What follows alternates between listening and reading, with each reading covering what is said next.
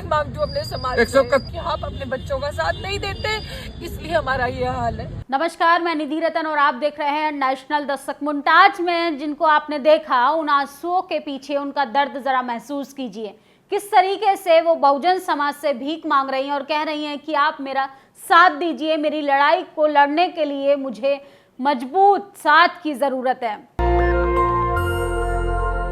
Doctor Ritu लगातार धरना प्रदर्शन कर रही हैं। वो न्याय के लिए लगातार सड़कों पर बैठकर सिर्फ तानाशाही मनुवादियों के खिलाफ जंग लड़ रही हैं, लेकिन कहीं ना कहीं हम अपने समाज के लोगों को अकेला छोड़ देते। रोहित वेमुला याद है, वही शख्स जिनकी संस्थानिक हत्या हुई थी, कैसे जातिवादी प्रशासन ने उनकी जान ले ली। बहुजन समाज के न जाने कितने बच्चे इस तरीके से अपने जीवन से हार मान लेते हैं और अपने हो रहे अत्याचारों से वो लड़ने में नाकाम होते हैं और हम उनको खो देते हैं। डॉक्टर रितु ने शुरुआती दौर में एक बात कही थी कि मेरे मरने पर ना आया जाए, उससे अच्छा है कि आप मेरा साथ दीजिए। हम अपने समाज के बच्चों के साथ जब ज़रूरत होती है तब घरों से नहीं निकलते हैं, जबकि जब वो मर जाते हैं उनके नाम से कैंडल मार्च निकाले जाते हैं, उनके नाम पर हम आंसू बहाते हैं। तो उन आंसुओं का क्या फ़ायदा जिस शख्स को ही हम खो देते हैं। 125 दिन से ज़्यादा डॉक्टर रितु दिल्ली यूनिवर्सिटी के गेट नंबर 4 पे धरना प्रदर्शन कर रहे हैं। कैसे जातिवादी मनुवादी प्रिंसिपल ने उनको नौकरी से निकाल दिया। अब वो नौकरी की मांग नहीं कर रही, अपने हो रहे खिलाफ, अन्याय के खिलाफ वो इंसाफ चाहती हैं, वो न्याय चाहती हैं। लेकिन दिल्ली पुलिस ने आज उनके लंबे चल रहे धरना प्रदर्शन में जो शामिल लोग थे उनको भी वहां से हटाने के लिए 144 धारा लगा दी। सोचिए, आप इस देश में लोकतंत्र तरीके से भी धरना प्रदर्शन नहीं कर सकते। डॉक्टर रितु की आप बारी बारी से ये वीडियोस देखते जाइए और उसके बाद कमेंट बॉक्स में अपनी प्रतिक्रिया भी देना, और प्रतिक्रिया के साथ आप अपने बच्चों से इस खबर को महसूस कीजिएगा, रिलेट कीजिएगा कि हम अपने बच्चे का भविष्य, जो उज्जवल भविष्य की कल्पना करते हैं, कहीं आने वाला भविष्य में हमारा बच्चा रोहित वेमुला या पायल तन्वी, लक्ष्मण यादव या डॉक्टर रितु तो नहीं, क्या उनके साथ भी प्रशासन के द्वारा जातिवाद को बढ़ावा दिया जाएगा? कैसे जातिवाद जो है अपनी चरम सीमा पर है, लेकिन हम अपने बच्चों के साथ तब आते हैं जब बहुत देर हो चुकी होती है। लगातार लोग सोशल मीडिया पे अपनी प्रतिक्रिया दे रहे हैं और डॉक्टर रितु के आंसू लगातार रुकने का नाम नहीं ले रहे हैं। वो भीख मांग रही हैं अपने समाज से। आज इतनी लाचार, बेबस और अपना आपको इतना हारा हुआ महसूस कर रही हैं कि वो बाकायदा झोली फैलाकर अपने बहुजन समाज से, ST SC माइनॉरिटी और बहुसंख्यक लोगों से, जो बहुसंख्यक लोग 85% होने का दावा करते हैं, जरा वो सड़कों पर आए और रितु की लड़ाई में शामिल हो। क्योंकि ये रितु की लड़ाई नहीं है, ये आपके बच्चे की लड़ाई है, हमारे भविष्य की लड़ाई है। क्योंकि हम अगर रितु की लड़ाई को हम सफल नहीं बनने देंगे तो सोचिए आने वाले टाइम में कोई भी महिला, कोई भी बहुजन समाज का आंदोलन सफल नहीं हो पाएगा। रोहिणी घावरी जो स्विट्जरलैंड में PhD की छात्रा हैं, वो लगातार सोशल मीडिया पे डॉक्टर रितु के समर्थन में लिख रही हैं कि ये कितना शर्मनाक है, ये नौकरी करने देंगे ना, शांति से प्रोटेस्ट करने देंगे ना, न्याय देंगे। बहुजन समाज की बेटी डॉक्टर रितु को 130 दिन से ज्यादा रोड पर संघर्ष कर रही हैं।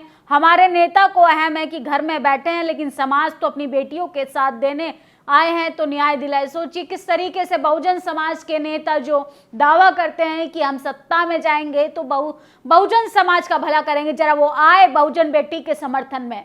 इन आंसुओं को महसूस कीजिए, ये आंसुओं में बेबसी, लाचारी, दर्द झलक रहा है। डॉक्टर रितु अपने समाज से गुहार लगा रही हैं। उनके पास कुछ नहीं, उनका समाज ही उनकी ताकत है और आज उनकी ताकत को ही उनकी आवाज बनना पड़ेगा। और ये धरना प्रदर्शन को जो खत्म करने का लगातार प्रयास किया जा रहा है, ये धरना प्रदर्शन खत्म नहीं किया जा रहा, बहुजन समाज की सशक्त आवाज को खत्म किया जा रहा है। कोई भी बच्चा आने वाले टाइम में इतना साहस नहीं कर पाएगा कि तानाशाह मनुवादियों के खिलाफ कोई आंदोलन कर पाए। डॉक्टर रितु, आपके आंसुओं ने मुझे रुला दिया। हम आपको इतना कमजोर नहीं होने देंगे। मैं आपका दर्द समझ सकती हूँ, आपका सफर आसान नहीं, नौकरी भी छीन ली, आंदोलन करने की जगह भी छीन ली, आपका अपमान हम सब का अपमान। लोग तमाम तरीके की प्रतिक्रिया दे रहे हैं और डॉक्टर रितु के समर्थन में भी लोग लिख रहे हैं। डीयू में पिछले 125 दिनों से धरने पर बैठी दलित प्रोफेसर डॉक्टर रितु को इंसाफ दिलाने के बजाय दिल्ली पुलिस ने धरना स्थल पर तोड़फोड़ करके उन्हें जबरदस्ती हटा दिया। ये बहुत ही गलत बात है। बाबा साहब अम्बेडकर की फोटो को भी नुकसान पहुंचा दिया, जो कि बहुत ही ज्यादा निंदनीय है। वहां पर प्रोटेस्ट पे जितने भी साथी थे उनको घसीटकर बकायदा वहां से हटा दिया गया, धारा 144 लगा दी गई। वहां पर मौजूदा दिल्ली पुलिस के जवान भी हंस रहे हैं। सोचिए किस तरीके से बर्बरता की जा रही है। एक इंसाफ के लिए सर्द कड़कड़ाती ठंड में बहुजन समाज की बेटी रोकर बिलख कर अपनी भावनाएं प्रकट कर रही है। वो अपने समाज से भीख मांग रही है। लेकिन हमारा समाज तो ये सोचकर रजाई ओढ़कर सो रहा है कि ये हमारी लड़ाई थोड़ी है, हम अपने बच्चे को तो अच्छे स्कूल में पढ़ा लेंगे, हम बोलेंगे तो हमारी नौकरी चली जाएगी। सोचिए डॉक्टर रितु को नौकरी नहीं, न्याय चाहिए। और ये न्याय उन तमाम बहुजन समाज के बच्चों के लिए है जिन्होंने संस्थानिक प्रेशर में आके अपनी जान दे दी। दिल्ली यूनिवर्सिटी के आर्ट फैकल्टी के गेट नंबर 4 पर अपने हक अधिकार न्याय की लड़ाई लड़ने के लिए डॉक्टर रितु को हटा दिया गया।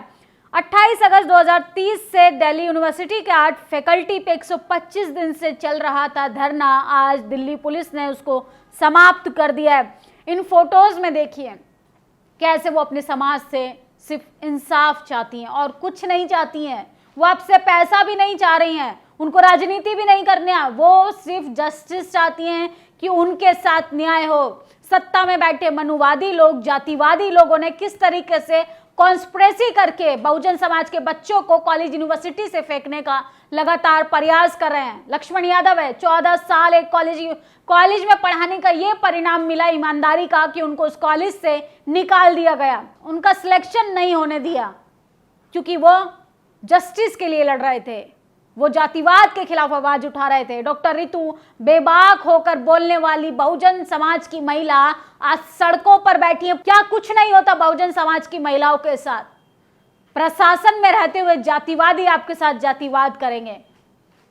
आज सड़कों पर किस तरीके से दिल्ली पुलिस को आगे कर सरकार और तानाशाही लोग डर बिठाकर आपकी आवाज को खामोश बनाना चाहते हैं, बहुजन समाज की ताकत को कमजोर करना चाहते हैं। बहुजन समाज के लीडर्स जो दावा करते हैं कि हम बहुजन समाज के हितैषी हैं, जरा उनका अपना जमीर कहां चला गया? अपने जमीर को जरा जगाइए और सड़कों पर आइए। डॉक्टर रितु की लड़ाई में आप अपने आप को भी आगे रखिए क्योंकि ये अकेले रितु की लड़ाई नहीं है। नीरज झा लिखते हैं कि डॉक्टर रितु के खिलाफ अन्याय हुआ है, 125 दिनों में इस अन्याय के खिलाफ धरना दे रही थी। आज सुबह दिल्ली पुलिस ने उनके धरना स्थल को उजाड़ दिया।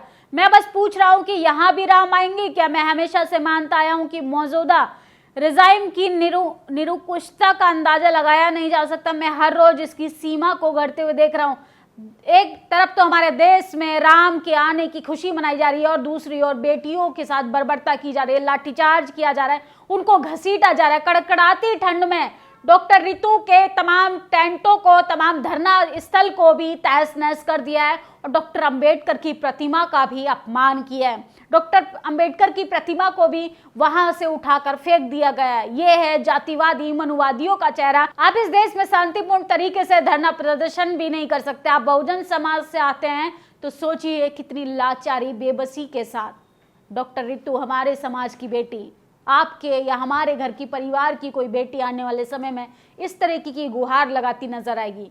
तो समय रहते हैं हम डॉक्टर रितु के समर्थन में सड़कों पर आए, उनकी आवाज को कमजोर ना बनाएं, उनके साथ कदम से कदम बढ़ाकर लड़ें ताकि मनुवादी लोग, मनुवादी विचारधारा के लोग प्रशासन का डर बिठाकर हमारे बच्चों के भविष्य के साथ खिलवाड़ ना करें। हमारे बच्चों के भविष्य के साथ किस तरीके से बर्बरता की जा रही है, इन आंसुओं को महसूस कीजिए। वो बार बार कह रही हैं मैं भीख मांग रही हूं अपने समाज से, सिर्फ आखिरी बार अपनी झोली फैलाकर मैं भीख मांग रही हूं कि मेरा साथ दीजिए। वो आपसे पैसा नहीं मांग रही हैं, वो आपसे वोट नहीं मांग रही हैं, वो आपसे कोई महल, कोई जेवर जवारात नहीं मांग रही है, वो आपका साथ मांग रही हैं। इस लड़ाई में, रितु की लड़ाई में आप सब आगे आइए क्योंकि ये रितु की लड़ाई नहीं है।